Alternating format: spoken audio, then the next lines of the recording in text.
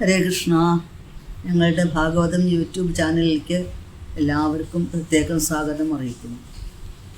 ഓം ജ്ഞാനതിമിരാന്ധസ്യ ജ്ഞാനാഞ്ജനശലാകയാ ചക്ഷുരുന്മീലിതം യേന തസ്മൈ ശ്രീഗുരവേ നമഃ. ശ്രീചൈതന്യമനോഭീഷ്ടം സ്ഥാപിതം യേന ഭൂതലേ സ്വയം രൂപഃ കദാ മഹ്യം ദദാതി സ്വപദാന്തികം. വന്ദേഹം ശ്രീഗുരോः ശ്രീയുതപദകമലം ശ്രീഗുരൂन् വൈഷ്ണവാംശ്ച ശ്രീരൂപം സാഗ്രജാതം സഹഗണ രഘുനാഥാന്വിതം തം സജീവം സാദ്വൈതം സാവധൂതം പരിജനസഹിതം കൃഷ്ണചൈതന്യദേവം ശ്രീരാധാകൃഷ്ണപാദാൻ സഹഗണലളിതാ ശ്രീവിശാഖാന്വിതാംശ്ച. ഹേ കൃഷ്ണ കരുണാസിന്ധോ ദീനബന്ധോ ജഗൽപദേ ഗോപേശ ഗോപികാകാന്ത രാധാകാന്ത നമോസ്തുതേ.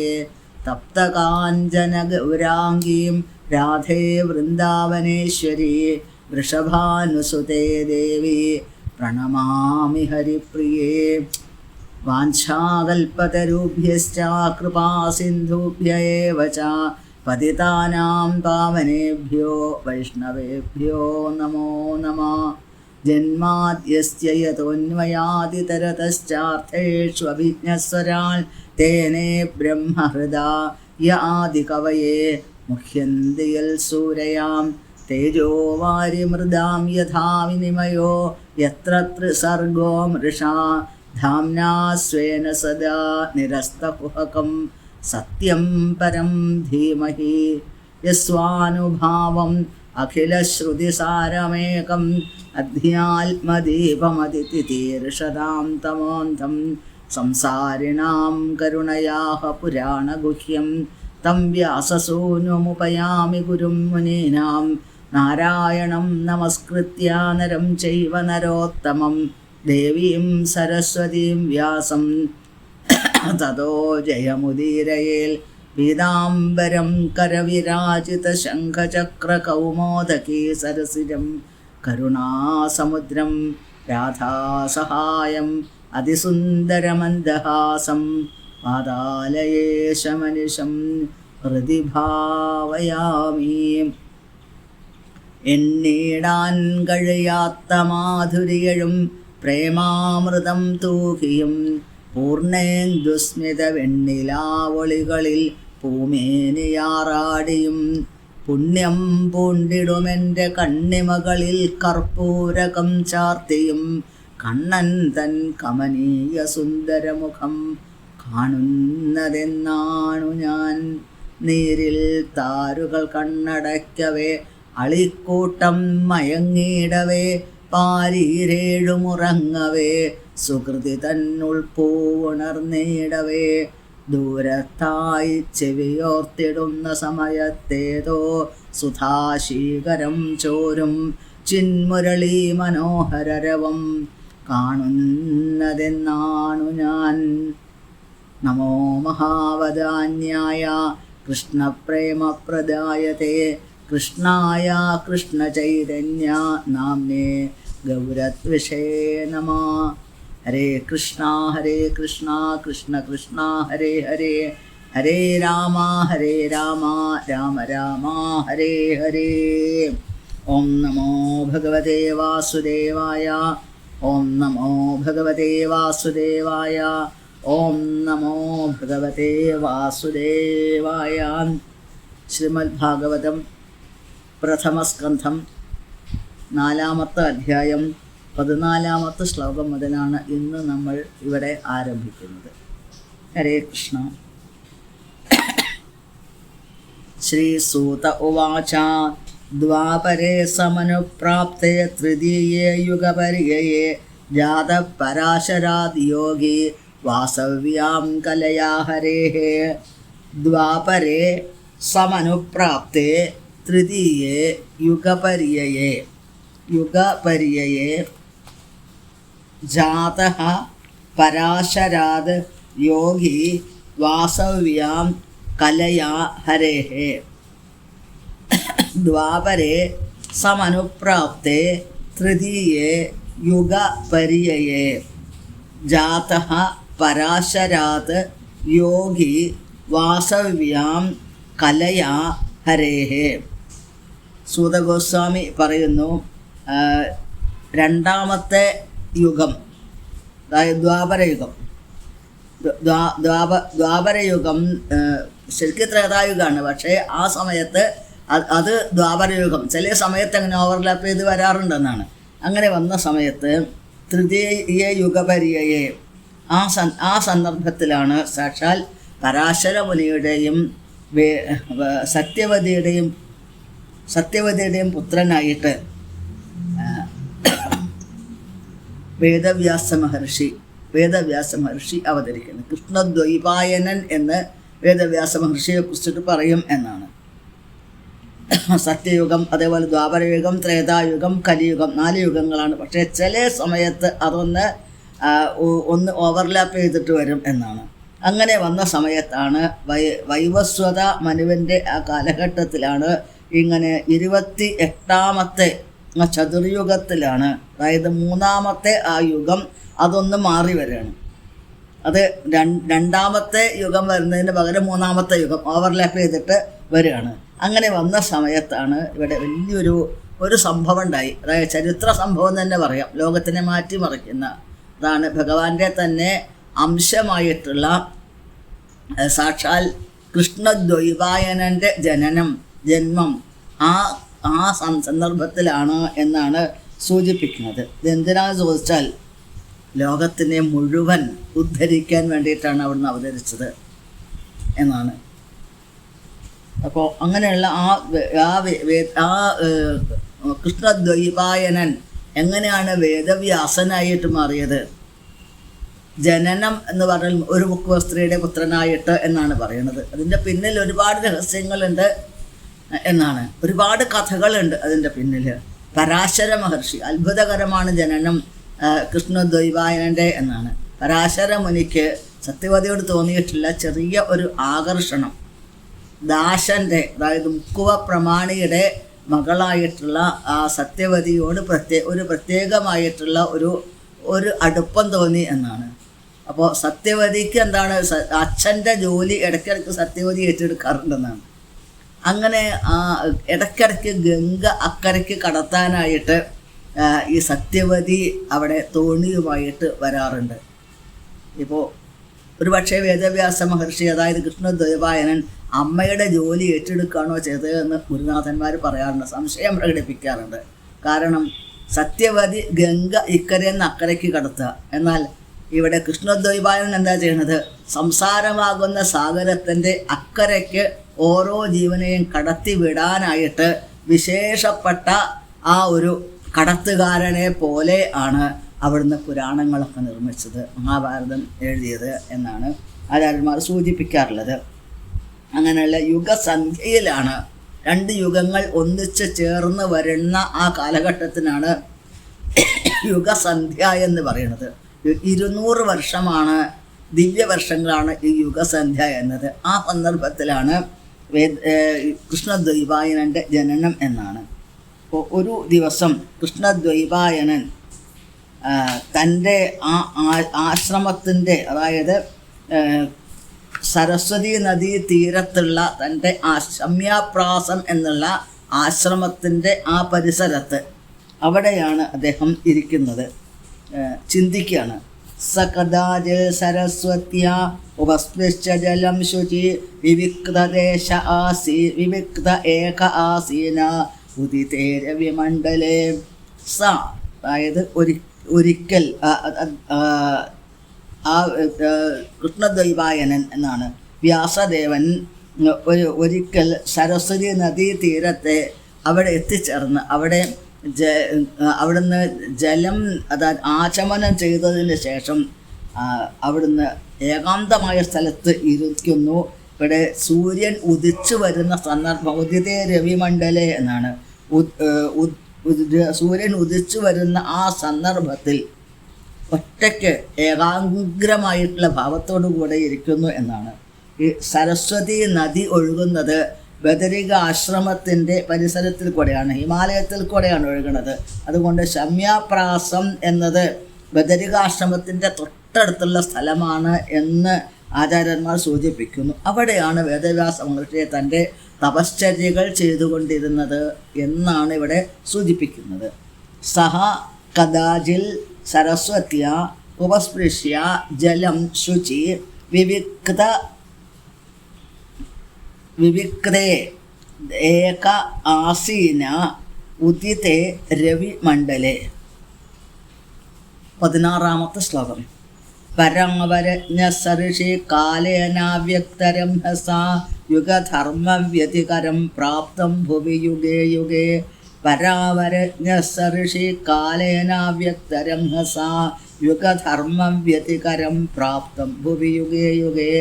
പരാവര അതായത് ഇനി കഴിഞ്ഞു പോയതും വരാൻ പോകുന്നതുമായ കാര്യങ്ങൾ, ത്രികാലജ്ഞാനം എന്നതിന് പറയും. നമ്മൾക്ക് ഈ നടന്നുകൊണ്ടിരിക്കുന്ന കാര്യങ്ങൾ മാത്രമേ അതുതന്നെ വേണ്ട വിധത്തിൽ അറിയില്ല. എന്നാൽ മഹർഷീശ്വരന്മാരങ്ങനെയല്ല, സജ്ജനങ്ങൾ. അവർക്ക് വരാൻ പോകുന്നതും കഴിഞ്ഞതും ഇനി ഇപ്പോൾ നടന്നുകൊണ്ടിരിക്കുന്നതും എല്ലാം അവർക്ക് ജ്ഞാനദൃഷ്ടിയിൽ കൂടെ കാണാൻ സാധിക്കും. അപ്പം അതിനെക്കുറിച്ച് പരാവരജ്ഞ അറിയുന്ന ആൾ സ ഋഷി കാലേന അവ്യക്തരംഹസ യുഗധർമ്മ വ്യതികരം പ്രാപ്തം ഭുവി യുഗേ യുഗേ. അതായത് ഈ വരാൻ പോണതും കഴിഞ്ഞതും എല്ലാം വ്യക്തമായിട്ട് അറിയാൻ സാധിക്കുന്ന വ്യാസദേവൻ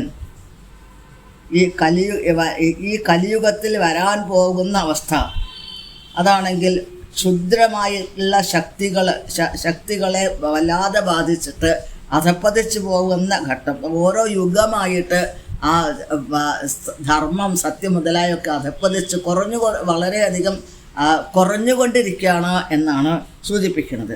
അങ്ങനെ വരുന്ന സമയത്ത് സത്യയുഗത്തിലെ പോലെ ധർമ്മവും നീതിയും സാത്വികമായ ഭാവവും ദ്വാപരയുഗത്തിനെ പോലെ ത്രേതായുഗത്തിലില്ല, ത്രേതായുഗത്തിനെ പോലെ ദ്വാപരയുഗത്തിൽ, കലിയുഗത്തിൽ തീരെ ആ സദ്ഗുണങ്ങളില്ലാത്ത അവസ്ഥ വന്ന് ചേരും എന്ന് മനസ്സിലാക്കിയിട്ട് അതാണ്. അപ്പോൾ കാലത്തിൻ്റെ ആ പ്രവാഹത്തിനനുസരിച്ച് സദ്ഗുണങ്ങളെല്ലാം ഇല്ലാതാവുന്നൊരവസ്ഥ അതിനെ മനസ്സിലാക്കി വേദവ്യാസ മഹർഷി, അതായത് കൃഷ്ണദ്വൈപായൻ അതിനെക്കുറിച്ച് മനസ്സിലാക്കി എന്നാണ്. കാരണം വ്യാസദേവൻ ഒരു മുക്താത്മാവായിട്ടുള്ള ഒരു മഹർഷിയാണ്. അതുകൊണ്ട് വളരെ വ്യക്തമായിട്ട് വരാൻ പോകുന്ന കാര്യങ്ങളെക്കുറിച്ചിട്ട് മുഴുവൻ അദ്ദേഹത്തിന് അറിയാൻ സാധിക്കും. അപ്പോൾ 17-18 ശ്ലോകങ്ങളാണ് ഇനി നമ്മൾ ഇവിടെ വായിക്കുന്നത്. ഭൗതികാനാം ച ഭാവാനാം ശക്തിഹ്രാസം ച തത്കൃതം അശ്രദ്ധാനാൻ നിസ്സത്വാൻ ദുർമയതാൻ ഹ്രസിതായുഷ ദുർഭഗാംശ്ച ജനാൻ വീക്ഷ്യ മുനിർദിവ്യേന ചക്ഷുഷാ സർവവർണാശ്രമാണാം യദ്യൗഹിതമമോഘദൃക്. ഭൗതികാനാം ച ഭാവാനാം ശക്തിഹ്രാസം ച തത്കൃതം അശ്രദ്ധാനാൻ നിസ്സത്വാൻ ദുർമയതാൻ ഹ്രസിതായുഷാ ദുർഭഗാംശ്ച ജനാൻ വീക്ഷ്യ മുനിർദിവ്യേന ചക്ഷുഷാ സർവവർണാശ്രമാണാം യദ്യൗഹിതമമോഘദൃക്. ഭൗതികാനാം ച ഭാവാനാം ശക്തിഹ്രാസം ച തത്കൃതം അശ്രദ്ധാനാൻ നിസ്സത്വാൻ ദുർമയതാൻ ഹ്രസിത ആയുഷഃ ദുർഭഗാൻ ച ജനാൻ വീക്ഷ്യ മുനിഃ ദിവ്യേന ചക്ഷുഷാ സർവവർണ ആശ്രമാണാം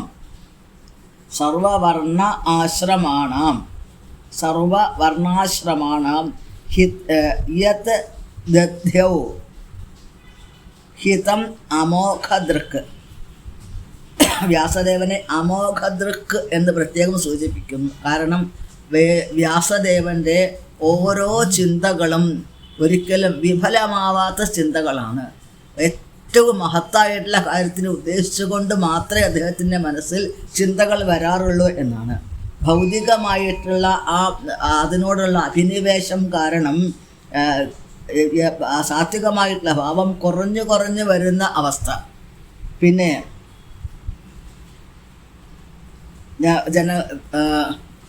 അതുകൊണ്ട് തന്നെ ഈ യുഗത്തിൻ്റെ ആ ഒരു സ്വാധീനം കാരണമാണ് ഇങ്ങനെ സംഭവിക്കുന്നത് എന്നാണ്.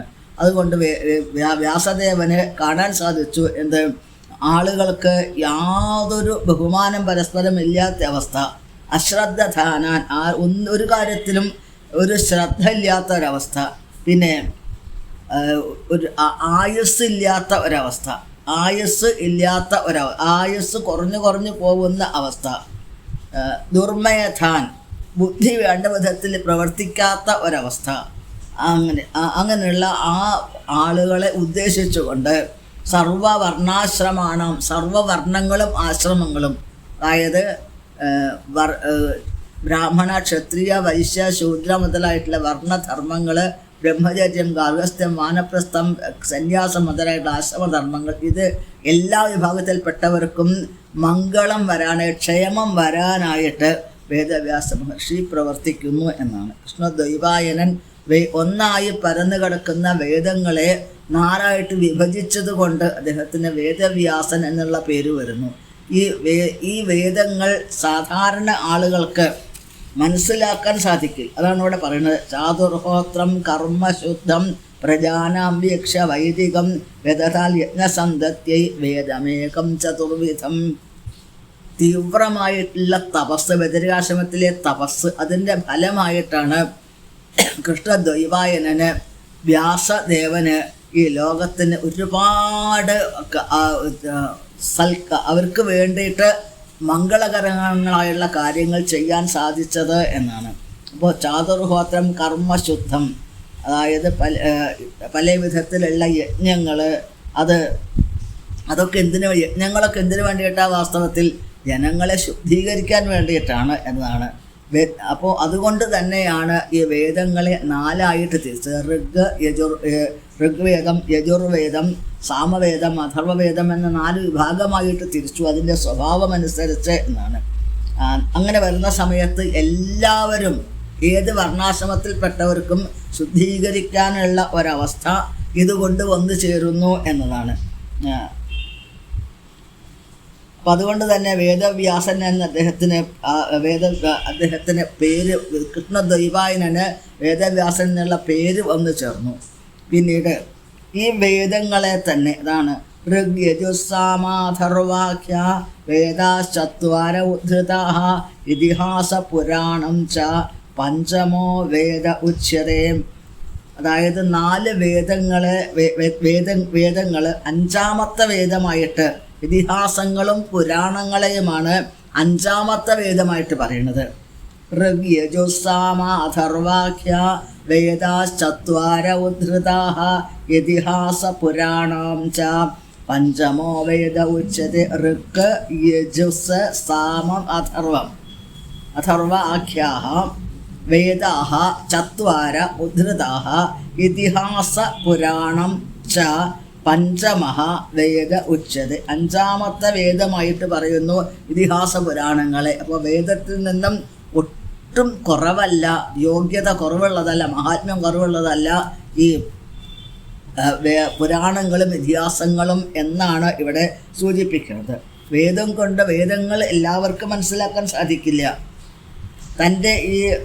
താൻ വിഭജിച്ചിട്ടുള്ള വേദങ്ങൾ വേദവ്യാസ മഹർഷി തൻ്റെ ശിഷ്യന്മാർക്ക് ഉപദേശിച്ചു എന്നാണ്. തത്ര ഋഗ്വേദധര പൈല സാമഗോ ജൈമിനി കവി വൈശംപായന ഏവൈകോ നിഷ്ണാദോ യജുഷാമുദാം. തത്ര ഋഗ്വേദധര പൈല സാമഗഃ ജൈമിനി കവി വൈശംപായന ഏവ ഏകഃ നിഷ്ണാതഃ യജുഷാം ഉത. തത്ര ഋഗ്വേദധര പൈലഃ സാമഗഃ ജൈമിനി കവി വൈശംപായന ഏവ ഏകഃ നിഷ്ണാതഃ യജുഷാം ഉത. ഋഗ്വേദത്തിനെ ഉപദേശിച്ചത്, അതായത് വേദങ്ങൾ 4ആയി വിഭജിച്ചിട്ട് ആദ്യ പൈലൻ എന്നുള്ള ഋഷിക്കാണ് ഋഗ്വേദത്തിന് ഉപദേശിച്ചത്. ജൈമിനി എന്നുള്ള ആ മുനിക്ക് ഉപദേശിച്ചു. സാമവേദം ഉപദേശിച്ചു. വൈശംപായനൻ യജുർവേദത്തിന് വൈശംപായന മഹർഷിക്ക് ഉപദേശിച്ചു എന്നാണ്. അപ്പോൾ ഇവരെല്ലാവരും വളരെയധികം പണ്ഡിതന്മാരായിരുന്നു, തീവ്രമായി ഉപാസന ചെയ്യുന്നവരായിരുന്നു. അതുകൊണ്ടാണ് തൻ്റെ ശിഷ്യന്മാർക്ക് ഈ വേദം 4 ഉപദേശിച്ചത്. നാലാമത്തെ വേദമാണ് അഥർവവേദം. അഥർവവേദം എന്ന് പറഞ്ഞാൽ നമ്മൾക്ക് നല്ല കർമ്മങ്ങൾ ചെയ്യുന്ന സമയത്ത് അതിന് പല പല തടസ്സങ്ങളുണ്ടാവും. ആ തടസ്സങ്ങൾ ഇല്ലാതാക്കാൻ വേണ്ടിയിട്ടുള്ള പരിഹാര കർമ്മങ്ങളാണ് ഈ അഥർവവേദത്തിൽ പറയണത്. അത് വേണ്ട വിധത്തിൽ ഉപയോഗിച്ചു കഴിഞ്ഞാൽ ലോകത്തിന് മംഗളമാവും. പക്ഷേ അത് നേരെ വിപരീതമായിട്ട് ഉപയോഗിച്ചു കഴിഞ്ഞാലോ ലോകത്തിന് ദ്രോഹിക്കാനും അതുകൊണ്ട് സാധിക്കും. അപ്പോൾ മിക്കവാറും ആളുകൾ അഥർവവേദത്തിനെ നേരെ വിപരീതമായിട്ട് അവനവൻ്റെ ഇന്ദ്രിയ സുഖത്തിന് വേണ്ടിയിട്ട് മറ്റുള്ളവരെ ദ്രോഹിക്കാനൊക്കെ അത് ഉപയോഗിക്കാറുണ്ട്. അതുകൊണ്ട് ലോകത്തിന് നാശങ്ങളും സംഭവിക്കാറുണ്ട് എന്നാണ്. അതാണ് ത്രിവേദം എന്ന 3 വേദങ്ങളെ ആണ് വളരെയധികം സാത്വികമായിട്ട് അംഗീകരിച്ചിട്ടുള്ളത്. മറ്റേത് നമ്മൾക്ക് വരുന്ന ആപത്തുകളെ തടഞ്ഞു നിർത്താനുള്ള പരിഹാരമായിട്ടാണ് ഈ അഥർവവേദത്തിനെ പറയുന്നത് എന്നാണ്. അപ്പോൾ അഥർവ അങ്കിരസാമാസിൽ സുമന്തുർ ദാരുണോ മുനി ഇതിഹാസ പുരാണാനാം പിതാമേരോ മഹർഷണാം. അഥർവ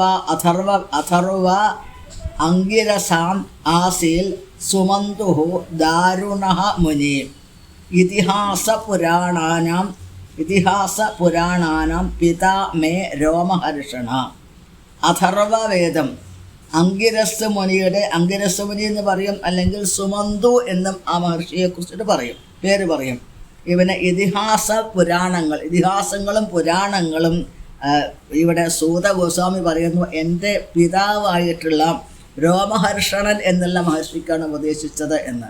ഈ രോമഹർഷണൻ എങ്ങനെയാണ് ഈ ഉഗ്രശ്രവസ്സിന് സൂത ഗോസ്വാമിക്ക് ഇത് കിട്ടിയതെന്ന് ചോദിച്ചു കഴിഞ്ഞാൽ അത് ബലരാമൻ്റെ കരുണയുടെ ഒരു അത്ഭുതമായിട്ടുള്ള കഥയാണ് എന്ന് പറയേണ്ടതായിട്ട് വരും.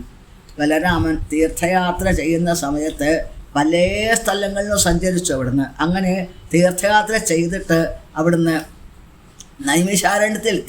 നൈമിഷാരണ്യത്തിലെത്തിയ സമയത്ത് അവിടെ രോമഹർഷണ സൂതൻ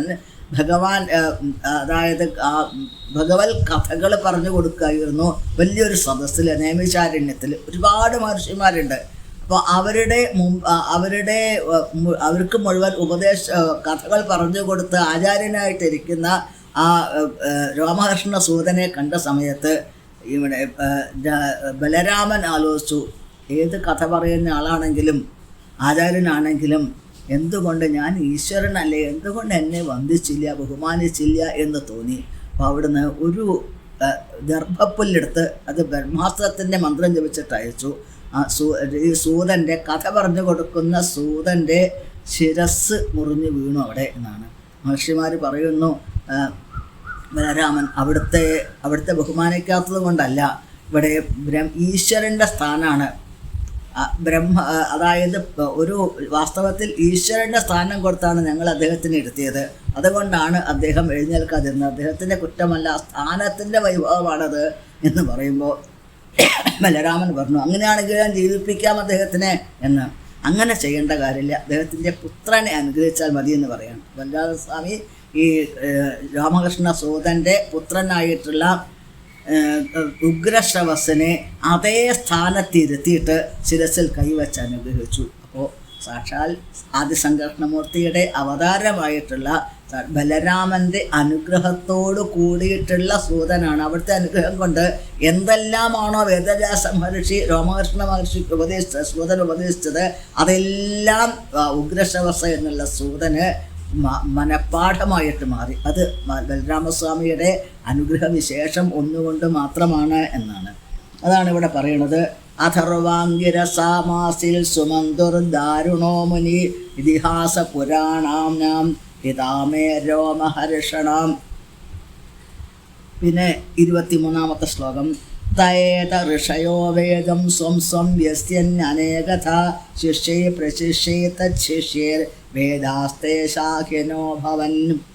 തേ ഏതേ ഋഷയഃ വേദം സ്വം വ്യസ്യൻ അനേകഥ ശിഷ്യൈഃ പ്രശിഷ്യൈഃ തച്ഛിഷ്യൈഃ വേദാഃ തേ ശാഖിനഃ അഭവൻ. അപ്പോൾ ആ മഹർഷിമാർ, അതായത് ഈ 4 മഹർഷിമാരുണ്ട്. അവരാണെങ്കിൽ അവർക്ക് കിട്ടിയിട്ടുള്ള ഈ വേദത്തിനെ അവർ പൂർണ്ണമായിട്ടും അതിൻ്റെ ആശയങ്ങൾ ഉൾക്കൊണ്ടുകൊണ്ട് തന്നെ അവർക്ക് അനേകം ശിഷ്യന്മാരുണ്ട്. അങ്ങനെ അനേകം ശിഷ്യന്മാർക്ക് അതിനെ പല പല ഭാഗങ്ങളായിട്ട് ഉപദേശിച്ചു കൊടുത്തു. അങ്ങനെയാണ് ആയിരക്കണക്കിൽ 10000കണക്കിൽ വിഭാഗങ്ങളുണ്ടായി അതിന്. അതാണ് വേദ ശാഖകളെ ഉണ്ടാക്കിയ വേദത്തിന്. ഒരു വൃക്ഷത്തിന് ശാഖകളുണ്ടായി പടർന്ന് പന്തലിക്കുന്നത് പോലെ വേദത്തിൻ്റെ സംസ്കാരം ഈ ലോകം മുഴുവൻ പടർന്ന് പന്തലിച്ചു. വൈദിക സംസ്കാരം ലോകം മുഴുവൻ പടർന്ന് പന്തലിച്ചു. ആത്മാർത്ഥതയുള്ള വേദവ്യാസ മഹർഷിയുടെ ശിഷ്യ പരമ്പരയിൽ കൂടെ എന്ന് പ്രത്യേകം സൂചിപ്പിക്കുന്നു. അപ്പോൾ അനേകം ശാഖകളുണ്ടായി വേദത്തിന് എന്നാണ് സൂചിപ്പിക്കുന്നത്. അപ്പോൾ അടുത്ത ശ്ലോകം തേ ഏവ വേദാദുർമേധിർധാര്യന്തേ പുരുഷേര്യഥാ ഏവം ചകാര ഭഗവാൻ വ്യാസകൃപണവത്സലാം. തേ ഏവ വേദാഃ ദുർമേധൈഃ ധാര്യന്തേ പുരുഷൈഃ യഥാ ഏവം ചകാര ഭഗവാൻ വ്യാസഃ കൃപണവത്സലാം. തേ ഏവ വേദാഃ ദുർമേധൈഃ ധാര്യന്തേ പുരുഷൈഃ യഥാ ഏവം ചകാര ഭഗവാൻ വ്യാസഃ കൃപണവത്സലാം.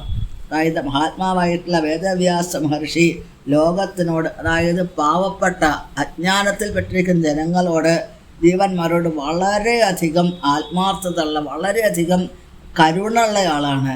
അതുകൊണ്ട് തന്നെ ആണ് ഇനി വരാൻ പോകുന്ന ജനങ്ങൾക്ക് വേദങ്ങളൊന്നും മനസ്സിലാവില്ല. അതുകൊണ്ടാണ് അവിടത്തേക്ക് ജനങ്ങളോട്, അങ്ങനെ വരാൻ പോകുന്ന ജനങ്ങളോട് വളരെയധികം കരുണ തോന്നി എന്നാണ്. ഒന്നായി കിടക്കുന്ന വേദങ്ങളെ 4ആയിട്ട് തിരിച്ചു. പിന്നെ ആ വേദങ്ങൾക്ക് അനേകം ശാഖകളുണ്ടായി. ഇതുകൊണ്ടും ആളുകൾക്ക് ഇത് മനസ്സിലാക്കാൻ പറ്റാത്തൊരവസ്ഥ വന്നു എന്നാണ്.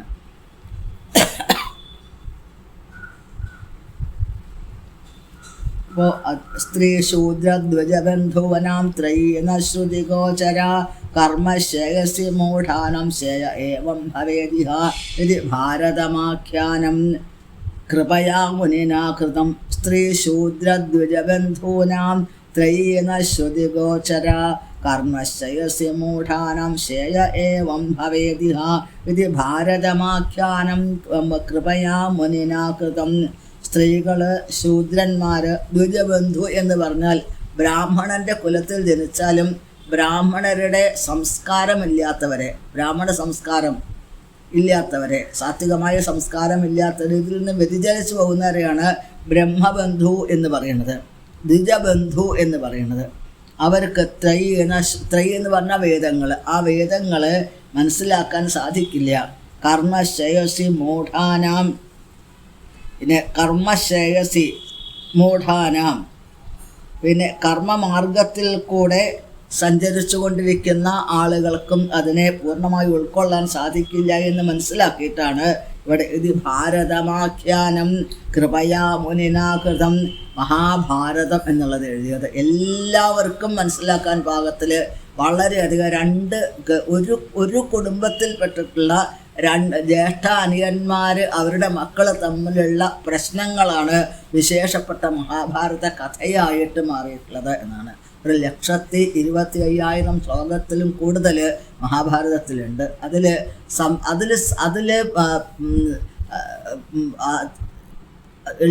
അതിലില്ലാത്തത്, ഒന്നും ഉൾക്കൊള്ളാത്ത ഒരു സംഭവങ്ങളും ഈ ലോകത്തിൽ കാണാൻ സാധിക്കില്ല എന്നാണ്. എന്നാൽ ഈ ലോകത്തിൽ കാണാത്ത പല പല അത്ഭുതങ്ങളും നമ്മൾക്ക് മഹാഭാരതത്തിൽ കൂടെ കാണാനായിട്ട് സാധിക്കും. ആയിരക്കണക്കിൽ കഥാപാത്രങ്ങൾ, ആ കഥാപാത്രങ്ങൾ പരസ്പരം ബന്ധപ്പെടുത്തിക്കൊണ്ട് പല പല സ്വഭാവങ്ങളുള്ളവർ, ഒരു വ്യക്തിയെ പോലെ മറ്റൊരു വ്യക്തിയില്ല.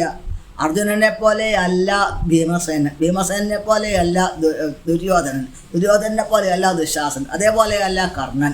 സ്ത്രീകളുടെ കാര്യം എടുക്കുന്ന സമയത്തും അതെ, പാഞ്ചാലി, അതേപോലെ സുഭദ്ര മുതലായിട്ടുള്ള, ഉത്തര മുതലായിട്ടുള്ള കഥാപാത്രങ്ങൾ, കുന്തിദേവി, ഗാന്ധാരി, ഇവരൊക്കെ വിശേഷപ്പെട്ട കഥാപാത്രങ്ങളാണ്.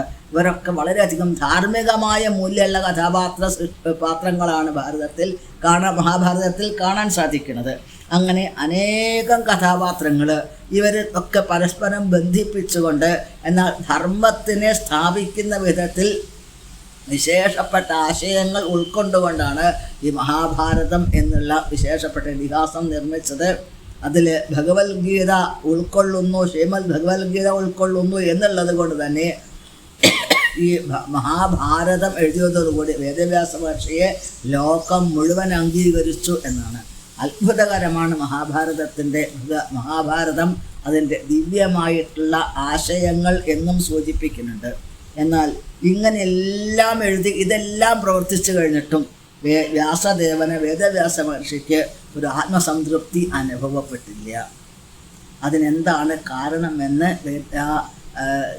വ്യാസദേവൻ തൻ്റെ ആശ്രമത്തിൽ സരസ്വതി നദീതീരത്ത് കൊണ്ട് ആശ്രമത്തിൽ കൊണ്ട് ചിന്തിച്ചു കൊണ്ടിരിക്കുന്നു. ആ ഭാഗത്താണ് നമ്മൾക്കിവിടെ ഇപ്പോൾ സമർപ്പിക്കേണ്ടതായിട്ടുള്ളത്. ഇന്ന് പറഞ്ഞിട്ടുള്ള ഈ കാര്യങ്ങളെല്ലാം ഭഗവാന്റെ അനുഗ്രഹത്തിനനുസരിച്ചിട്ടാണ് പറഞ്ഞിട്ടുള്ളത്.